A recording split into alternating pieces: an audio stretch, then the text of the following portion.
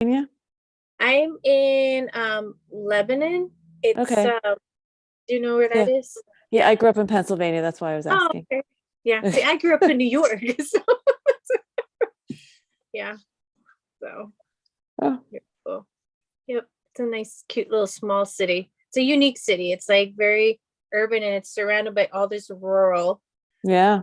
trees. So it's a very, it's interesting. It has an interesting history too. Yeah. Yeah. Yeah. Emily, I have a question for you. Yeah, what's up? Is your Spanish version of your book out yet? I saw your post with your student, Oh and I was my just gosh. curious.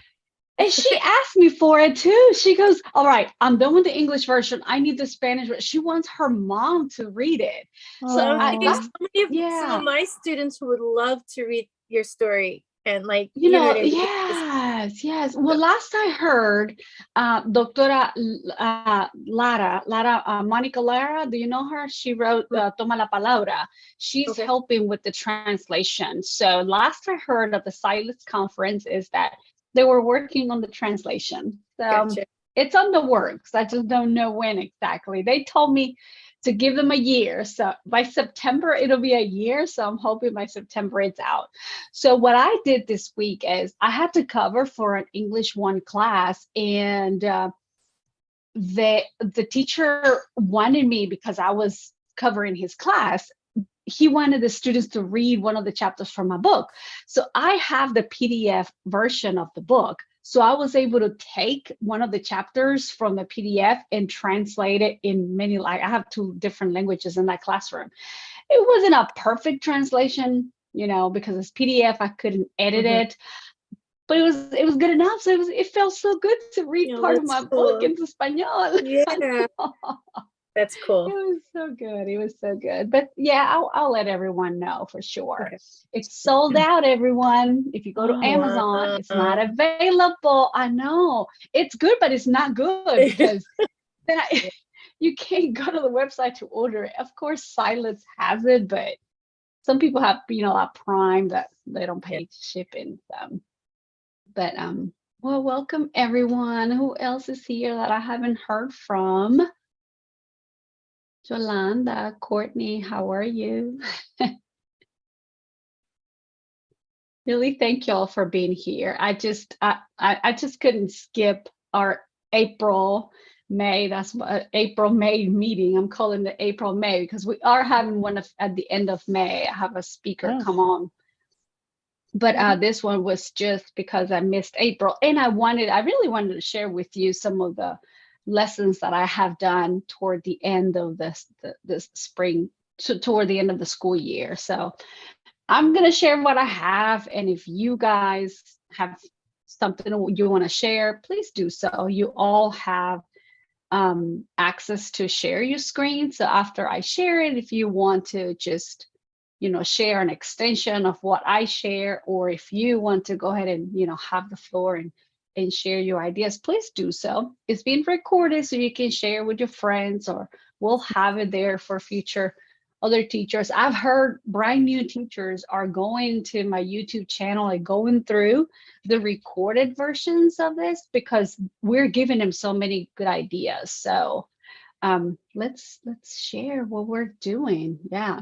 All right. So raise your hand if you end in May. Like, oh, no one here is ending in May. Everyone goes all the way to June. Tatiana, you too? All the way to June. Okay, so good. We have time for these lessons. That's awesome. May 28, but May 26 is kind of like it's almost June. So you have all month to go. But all right. So just to be transparent, a lot of the lessons that I want to share with you are lessons that I had to go back to the folder from 2018, 2019. I don't have a standalone class this school year. So what I have is what I have done in the past. So this year it was full inclusion. I have 8 different classrooms that I'm going into. Next year I got my newcomers class back, so I'm ready. I'm already planning. I already got lesson plans for next school year. I'm excited. But I let me go ahead and share what I have. Please, this is completely informal. You need to stop me if you need to, or if I need to clarify something, please let me know. Don't feel like I'm over here like taking over.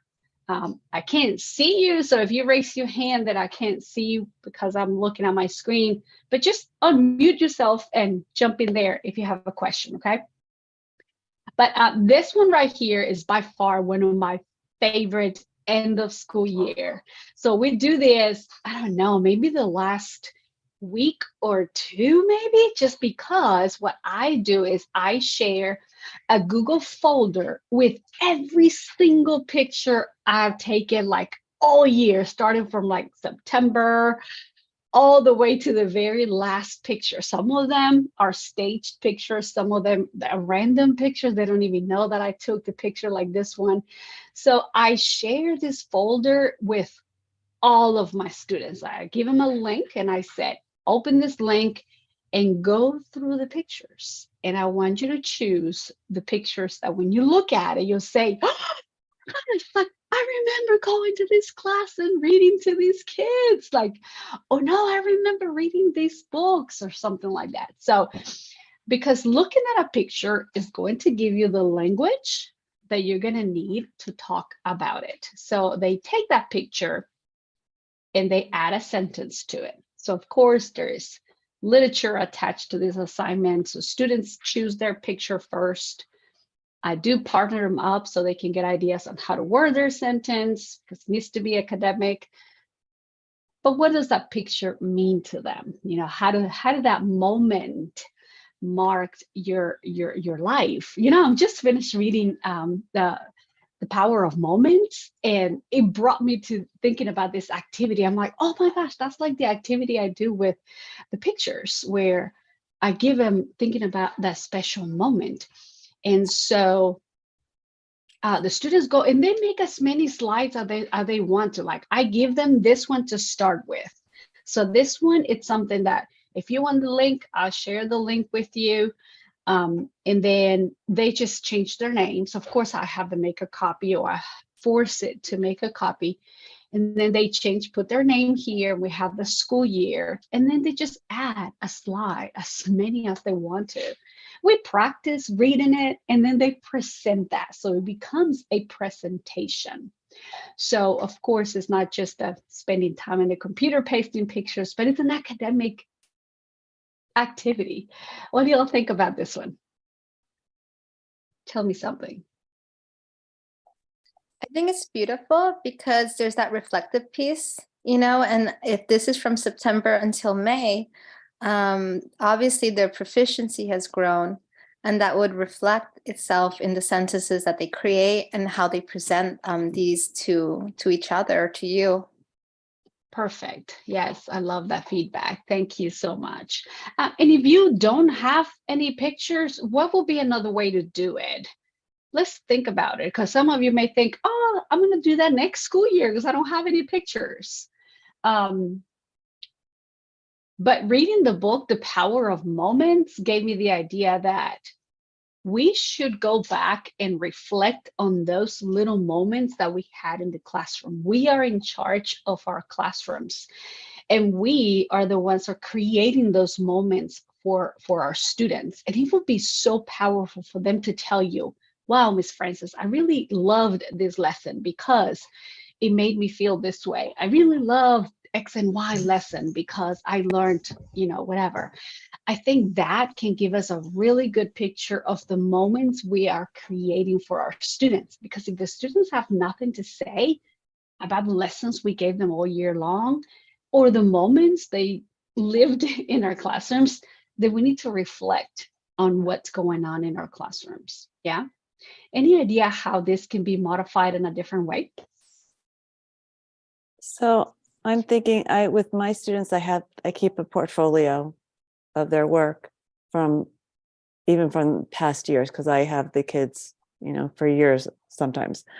Even just having them go through their own work and see their changes through the year, so that when they see progress, it's kind of the reflection as you're talking about, but they see their progress, because often they don't see it and they don't think they have. Or going back and listening to their flips, because they can go back and listen to all of them. So just could say what was their favorite, you could do things, favorite one, what do you remember from this day? How did you feel doing your first flip of the year? That kind of thing.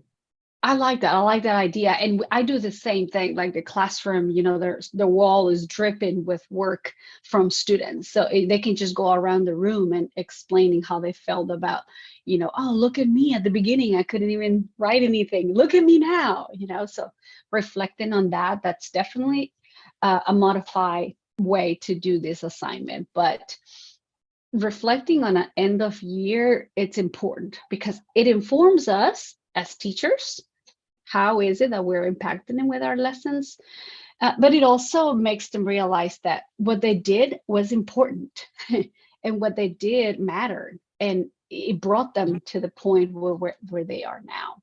So, well, if you like it, Courtney, I love this idea. I would use Book Creator. Oh, I never thought about doing that. Yes, I've never used Book Creator. Like I've used Write Reader, where you can upload pictures. So this activity will be something but I've never. Courtney, tell me about, is it kid-friendly, Book Creator? I've been using it with my third graders. So we're using it now I'm teaching them how to do book snaps. So they take a picture of the page of a book and then they write a reflection or a response to it. And I want to add a recording component, but we're not quite there yet. Okay. Oh, I like that. I think that's great. The same thing with Write Reader is the same way. You can upload pictures and write a text and also upload sound, like you can record what you are reading. So I guess both platforms are similar. I knew that Write Reader is very kid friendly. Puja, go ahead. Hey there. So we haven't used a photo component, although I can definitely see incorporating those because I take pictures of the kids and their work all the time. Good. I'm glad you do. But something that we've done in the past is we always throughout the year practice doing glows and grows when we do peer feedback.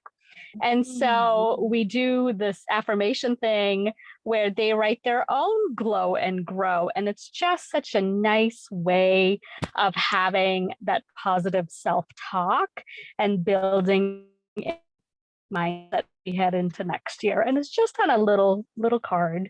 And then cards for each other. So that's a powerful way to incorporate some of our, practices. Yes. So for new teachers, tuning in and listening, I think that feedback and making sure we're focusing on our growth. And of course, the outcome is for them to be on grade level. But showing students those powerful moments to get there, it's impactful. So thank you so much. All right, so that's one of the activities. The other activity I want to share, and this one takes really a much longer time. So if you have like weeks, it will take a long time because some of them would have to take this activity home and talk to parents because they love their family recipe and they want to share their family recipe, but they don't know how to cook it. So they will have to go home and ask mom, ask grandma. And it took us a long time, but the outcome was just gorgeous. It was beautiful. We never brought food home because it was, post-COVID, you couldn't bring anything yet for food. But eventually we'll get to the point where we'll make this yearbook and also bring the food in for us to eat. But I shared with students this blank format where they should go in and add what their favorite food is.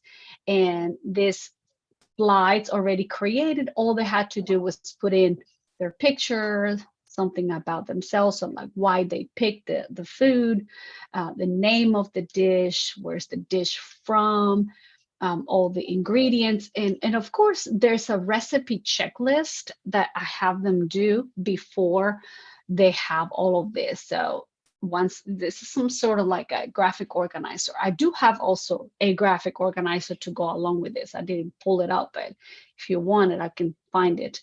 But there's a graphic organizer that goes along with the checklist. And they go ahead and give me the ingredients, give me the tools that they're going to use.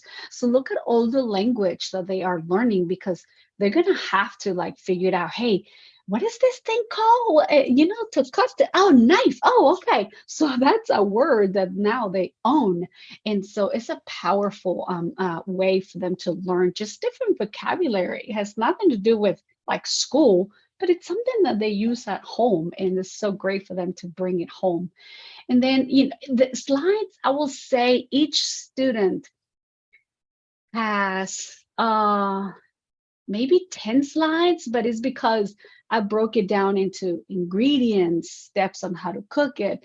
And then each student shares with me their slides and I put them all together. So look at this one. Mrs. Francis' class recipe book has 149 slides because I have recipes from each and every one of my students in one presentation. Do you have any questions about this one? Or have you done something similar?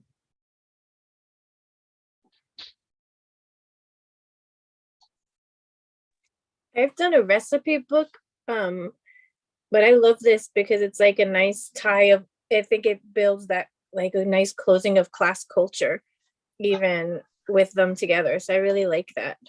And Nice. It's almost like tying all the vocabulary you've kind of covered through the year, from whether it's the food vocabulary or sequencing words, whatever, you know what I mean? I think it can tie it. And I know I did a recipe book, like a recipe my students did. And I was talking to Courtney on the chat, but I've done Pages app if you have Apple. And I learned how to use Pages instead of Book Creator. So I don't have to pay for all my extra libraries to have them open, but it has an audio version. And my kids on the Pages app, on when we did the recipe, we were practicing like action verbs at the same time. And I taught them how to make a GIF on Keynote, and then you save it and they added it. So they were showing the action at the same time of how, like, you put the cheese on the bread. So they would design a GIF and put that in there too, to kind of give another fun technology piece with it too, and to model the action. I mean, those are just little extra things that we did. It was fun. And then the audio, they can also record themselves reading it. So, which then gives them that fluency practice there too. So anyway, but I love that piece of bringing all the class together and all the recipes. Wonderful. Yeah. Yeah. And it is just a piece of home and a piece of culture that you bring home. Like, why is this recipe so important to you? Like, how many times does your family sit down at the dinner table to enjoy this meal? And it's just something more that we learn about our students. And it gives them, for me, it gives them the idea that it's not all about testing. And it's not all about, yes, that language proficiency. But look, the assignment has a lot of language. They just don't realize it. Like Krashen said, they're learning language. They don't even realize it because it's so much fun. So anyone else has anything else to say about this one? Or how would you modify it, change it a little bit? I teach the lower grades, so it's a little bit harder for them to do something like this, but we did do something with recipes recently, talking about sequential steps with first graders. And, it was something simple like how to make cereal, but it was interesting to have them think of, okay, it's not just, I have to write down what I need, then step by step of what do I need to do. And it was a lot of prompting. Okay, put the milk in the bowl. Now what? Look at your list of ingredients. Oh, you need that spoon. What are you going to do with that spoon? So it was a lot of prompting, but it came out really nice. But it's a little harder to do what you did with the first graders. Yeah, it is. It is. And I like your idea about simple steps, because those simple steps are going to lead eventually to something harder to do. Like my daughter, I don't let her cut with, kitchen knives or steak knives. She doesn't use those yet. But she has to learn how to do it, so the small steps are definitely something that it's good for them to learn how to. And I think that's part of the standards, right? If you look at the ELA standards, they have to learn how to the process of something. I mean, at least in the Carolina standards, I know first graders have to learn to express themselves on how to steps. So great. Thank you for sharing that. Tatiana, what's this link you share about? What is it? Okay, so the you only hear the students, you see the students' hands, and you hear the students, but you don't see the students in this one. But I'm like, I get ideas, and sometimes I kind of live vicariously through my students. So when I kind of get something, I'm like, oh, I want to do this with them, and I think they can do it. For this video, we did a video on fruit skewers because I asked them, like, do you want to act out something? Do you want to create a video? Do you want to just talk about stories? And they said they wanted to do a video. So we had like, we had a production meeting where they told me what they wanted to present, how they wanted to do the fruit skewer video, what extra like videos they needed in order to create their video. They came up with the lines, and I was just like modeling. I would write things out that they said because some of my kids can't, write proficiently yet. And then we kind of put it together. So whatever sentences they gave me, they put it in the order that they wanted. And then when it was when it was like film time, the day that we were just going to focus on filming, I brought in all the fruits that they told me to bring in. And everything was pre-cut because I kind of get that thing where, like, my parents never let me cook when I was growing up. I got to watch in the kitchen. I never got to use anything. It's just how I was raised. And somehow when I became a mom, all the recipes came out somehow. But with my kids, we just created that. And then we did the videos bit by bit. And then I assembled it on iMovie. I put some background music to it. And then we had a streaming party. But that was it. It was fun. It came out really cute. But it's nice. You have to do a lot of modeling. You have to just do a lot of work. But they became more confident speakers as a result of it. They were in the director's chair. So, and I was their intern. And that's the product that came out.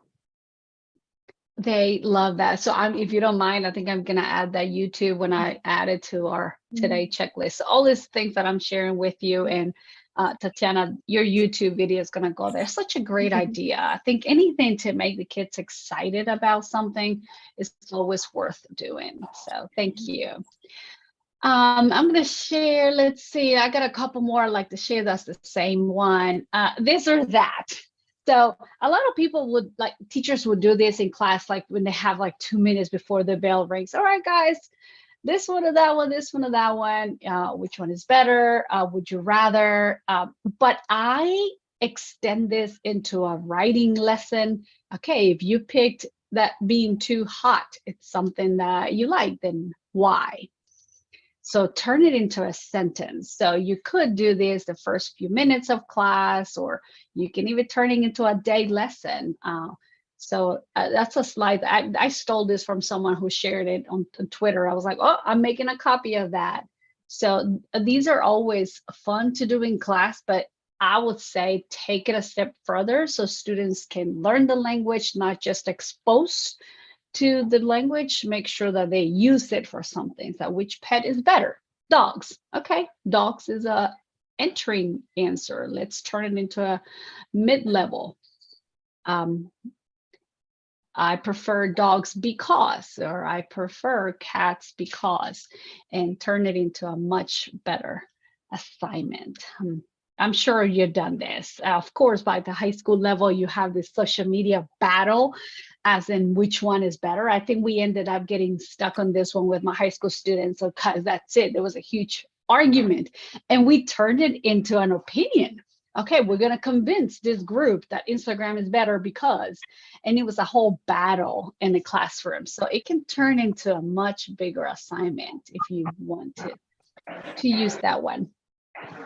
Emily, Hi, Jen. Hey. Yes, I got to come in. My daughter's meet ended just now. So. Oh, okay. Well, I'm glad you joined us. We're I'm on the halfway phone, there.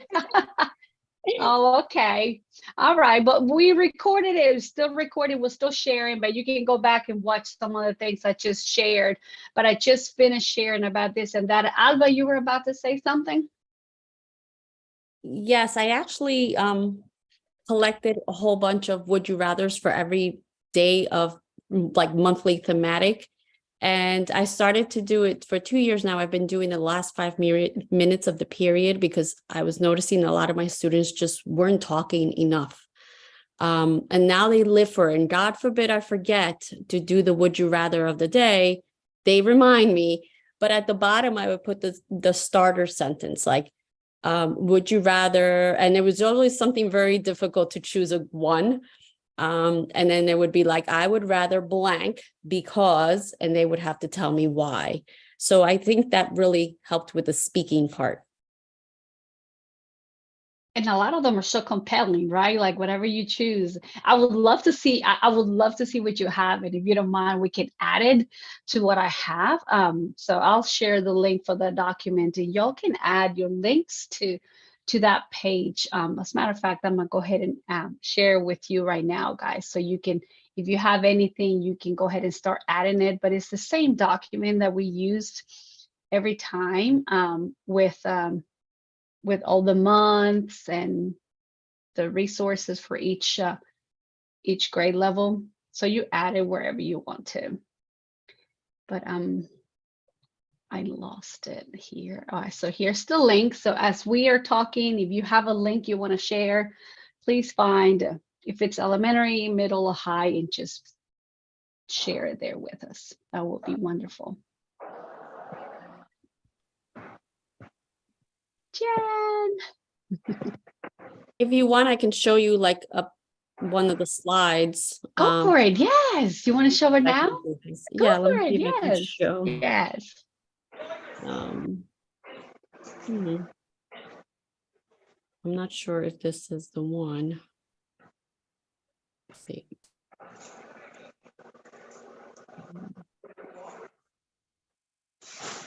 Oh boy. All right, you continue. Let me figure this out. Well, you let me know when you're ready, because all you have Okay. to, you should be able to just click share. But if I'm sharing, then you won't be able to. So you let me know when you're ready. So Okay. and then I can share. All right. So let me see if it will let me go back. All right, so I think I have two more I want to share with you. The end of year reflection. So this one is a Jamboard, but of course you can do a Google slide, whichever platform you like. But I have certain questions that I want my students to really take their time and reflect, because it's going to be feedback for me as their teacher and as a school culture. So it would ask questions about how they felt on campus and with other teachers. And then I do share these answers with a lot of teachers who want to know about our newcomers' reflection. So this one, of course, what I do is I take this whole slide and I put it around the room on chart paper. And they have to go around and reading it and reflecting on the question. And then later on, this one, of course, it was online because it was COVID or post-COVID. But I like to do it in the classroom. So those sticky notes right here are real life in the classroom. They go around and read the question and they write a sticky note. What can teachers do to help you next school year? Of all the things you're learning, what do you think will be the most useful? Name one thing that you would have made the school year more enjoyable. And it's so powerful to go back and look at what they said.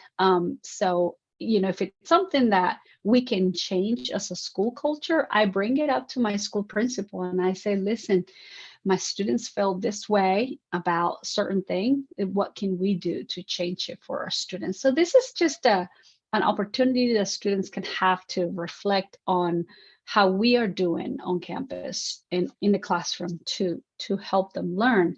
So this doesn't take long, but if it's not translated, then you have to give students time to translate it.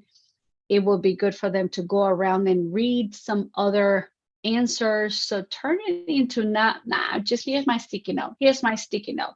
Make it productive. Like I make it very productive. Not only are they going to share their sticky note, but they're also going to be accountable from reading others. And if you want to take it a step further, find solutions. Okay, so maybe this teacher gave us extremely, you know, like too much work and I couldn't do it at home. How can we address that? How can we tell the teacher that think about future students. So what can we do about changing certain things? I think that's what literature help us do, reflect on our current circumstances and what can we do to change it. So any ideas on how this could be done differently?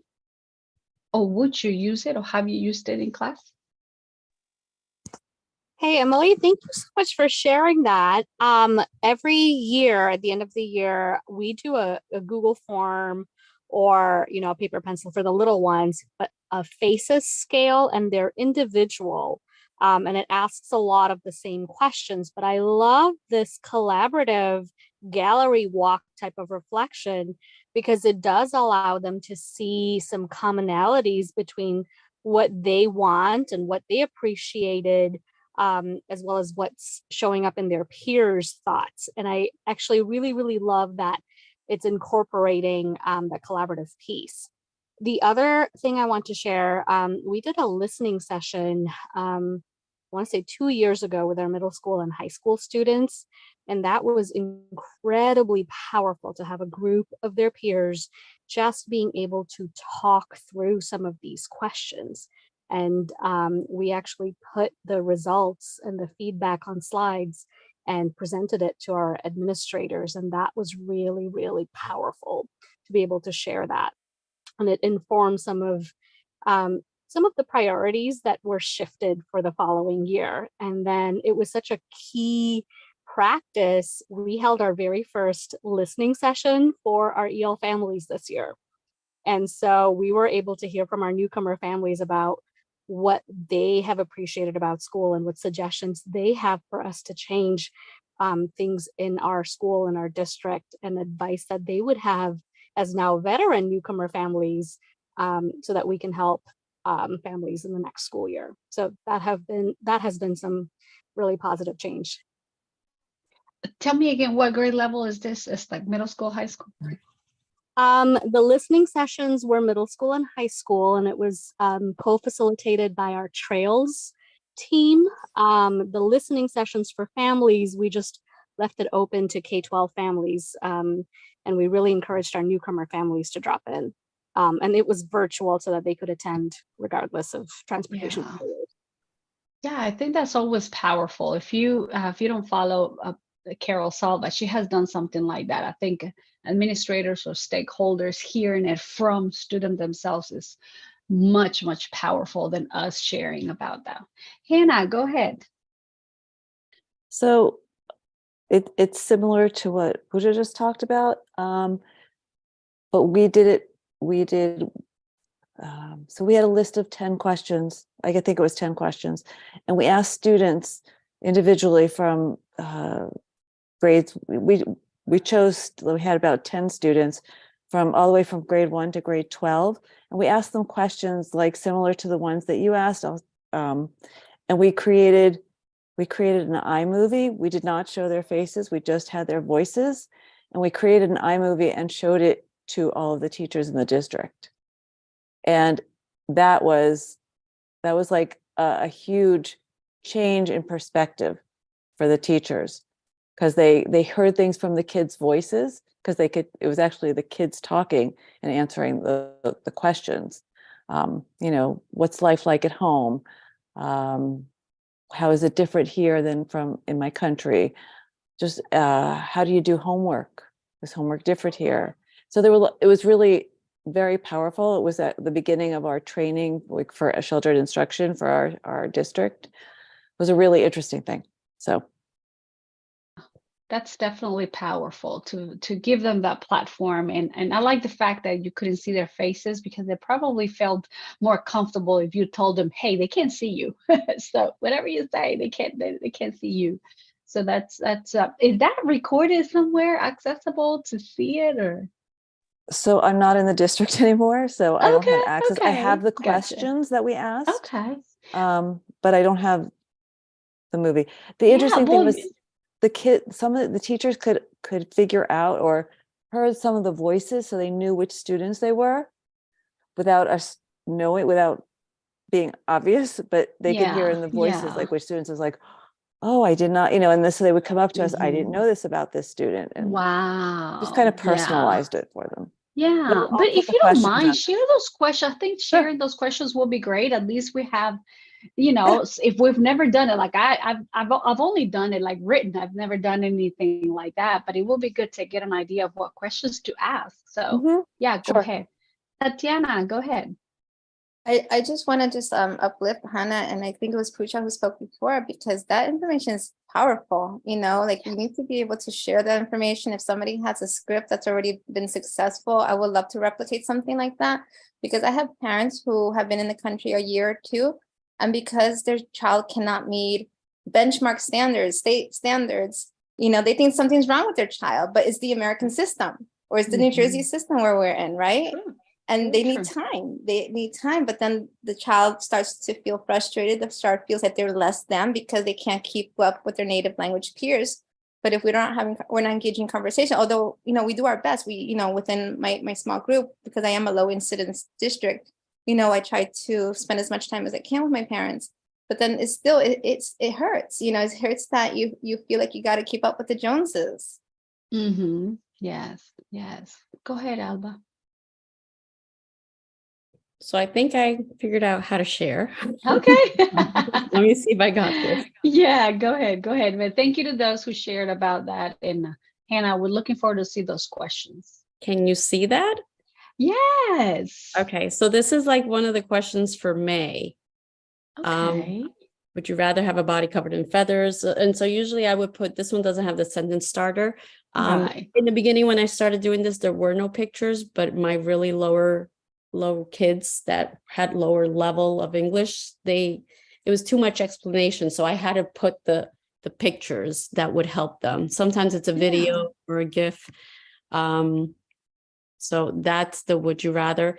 The other thing that I wanted to, let me see if I could switch the tab, is I do something along the lines that someone said. It's called, it takes about 2 weeks, maybe the last 2 weeks of school. Can you see this tab or no? Where it says the teacher, the teach the teacher, yeah. So all the kids, this is their brainstorm paper, or something that they get to be the teacher. So they get to figure out what would they like to teach to the rest of the class, and they brainstorm on this paper. And then this is like their handout that they would write, like what is their topic, what materials they would use, what procedures, and then their quiz question, anything on the materials I would get for them. And then they actually have to present to the class, and then we would do the lesson, including myself. And then this is the rubric of how they would get graded. And then, of course, I do a sample. Like this is my sample. I do this with them. So I'm making an origami cat. And this is my slide that I present. Right. And then we do the lesson. And then they have to make their lesson. So it takes like 2 weeks, but they really enjoyed it. I mean, something as simple as like how to change your icon on Google, that little picture. Sometimes they teach that, how to flip the screen. Sometimes they teach us something a little bit more elaborate, but they really enjoy it.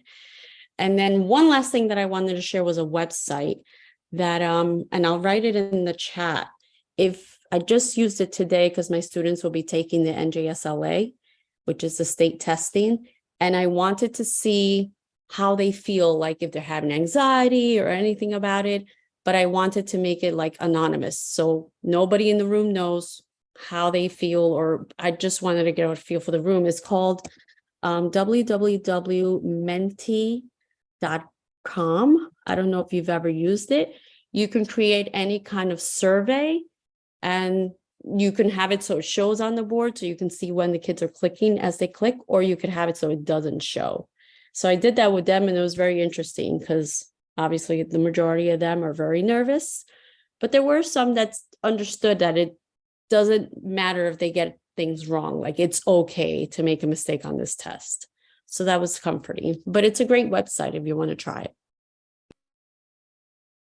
I love that website. I like when I do presentations, I use it to do word clouds. Like I ask a question, they have to do one word and it turns into a big cloud, but I've never used it for activities in a classroom. So see, now you gave me a good idea.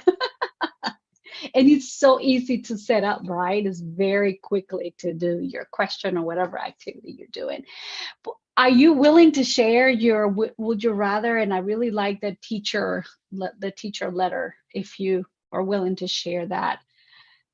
I'll try to figure that out while we talk. You can make it like, you can email me the link if you want, as long as I have access to it. I can put the link in the document, or if it already has access for everyone, just paste the link in the document and we'll pull it up. Okay. Thank you so much for sharing that. Yes. I think I've got one more I want to share with you. Of course, I've shared this one with you before, but if you want to, use it, if you haven't, I recommend you use it. I pull pictures from what's going on in this picture from the New York Times, and I put them up there. First, we start by talking about words. How do you call this a shirt? How do you call this a cat? How do you call this? This just the basic vocabulary, not to learn it, but just to brainstorm what's going on. And then I asked the question, what do you think is happening in the picture? They have to kind of guess based on the background that we see. And then the next day, I do tell them exactly what's going on in the picture, because the website tells you exactly what's happening in real life. And so some of them will say, oh, I had it right. Or some of them will say, oh, I was close. So I do several of those, and some of them are really compelling.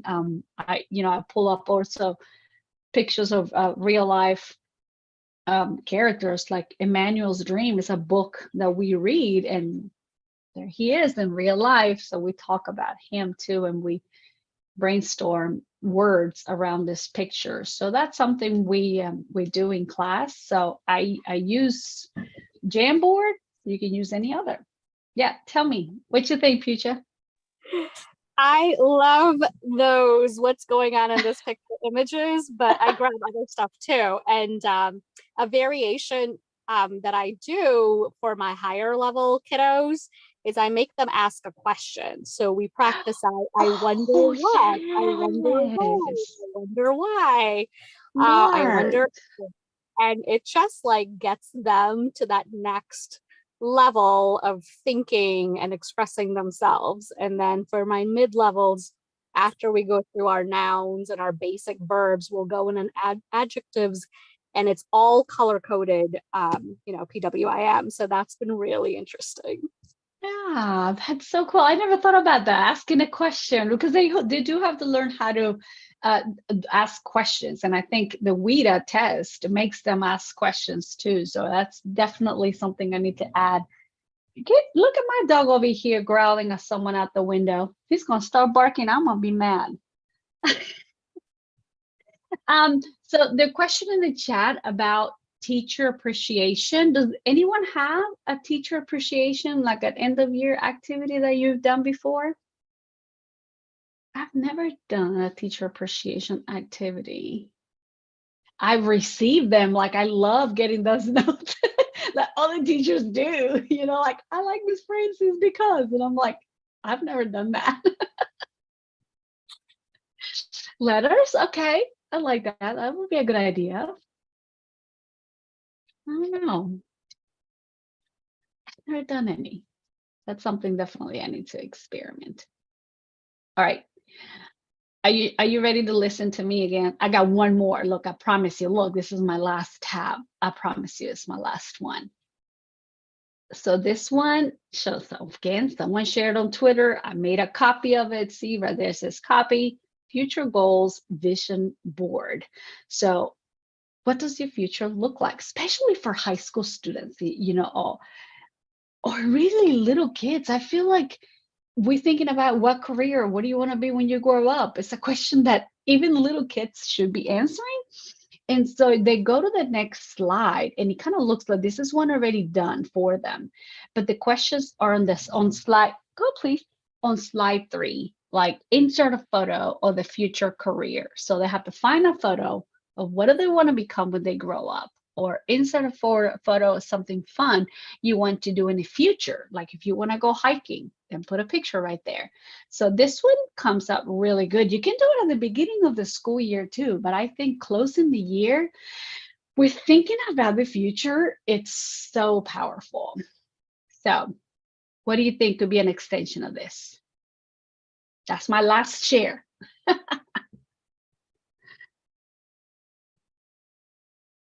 Maybe could you do like a screen record, like after they do it, and then with the practice, they can like screen record themselves explaining it too. I don't know. Something I like like that. Or just Yeah. even share it Or as a in person. to the class. Yeah, in person too. Either way. In person. Yeah. Or you can use like a template of this on Canva. And I learned recently because I had to do a graduate school project. I didn't know you can add recording clips to slides on Canva. In Canva? As long as it's a video format for real. I was like messed up on Sunday night. I went to sleep at 2:30 in the morning Monday. I was like, how am I going to do this? How am I going to submit this? Because my iMovie was coming out warpy. And like, necessity is the mother of invention. But like I ended up figuring it out that same night how to do it. So as long as you're creating like a video template format on the Canva, you can add audio clips on it, and it doesn't come out warpy. It comes out beautiful, and then you can share a free link to whomever, and they can just watch it. And everything is synced, the audio with and you can stretch the slide as much as you need to in order to fill in to meet the time of the audio recording. Love it. Okay, I didn't know that. I don't use Canva as much. I use it personally to create like presentations and stuff, but I've never used it with students. So you're pushing my limits. You can get an educator account, and you have more access to templates and clip art. Perfect. Thank you for sharing. Thank you. Who else? So Michelle, this is Yolanda. I've missed the last couple of meetings just because I've been, like everybody else, probably like super, super busy. But I am mentoring a student from our district. And that was our next goal, to do like a vision board. And I was really stuck like, oh my gosh. So, because, I know what the idea behind a vision board, but I love that has the starters, right? Like, okay, so we're not just going wildly about, oh, what's in your future? What do you see? But with the adjectives and the graphic organizer and the questions, like so timely. It's super. Yay. That's wonderful. But listen, if you use any of this stuff, tag me, share it away, use the hashtag PLC for newcomer. I know a lot of you use it. I know Jen uses the hashtag because I was checking it this morning, and she uses the hashtag a lot. So thank you. Every time you do something awesome for newcomers, please use the hashtag, because there's an author of a book out there who messaged me that they're putting resources together for new teachers of newcomers, and they got a hold of the hashtag, and they're going throughout the whole history of the hashtag and pulling stuff from there. And I'm like, golly, see, you never know. And so if you have stuff out there, please share it and let's help each other. I will put everything I shared here right now. I'm going to go to, and I'm going to share this one more time, just in case it got lost there in the conversations there. But I'm going to share the document again with you. And this one has everything we've shared from November or December, I think, because every month we add resources to it. But as soon as we finish here, I'm going to go in and paste all those links and make copies of it, because I'm giving you links from my Google Drive folders. So make copies of it. And if you do any of these, I would love to see how you engage with your students and share this stuff. But who else? Does anybody else have anything you'd like to share? Anything we haven't talked about that you do that is so cool to wrap up the year? Can I share something I do? Yes. It's only with my fifth graders. Especially this year, we have like 6, 7 that just arrived and they're moving on to middle school. So I saw this somewhere on Twitter. They're little suitcases, they had them on their tables, but I love them. So what I do is I cut out cards, and they're going to write the character traits that they're taking with them on their new journey to middle school, because they don't see what they have.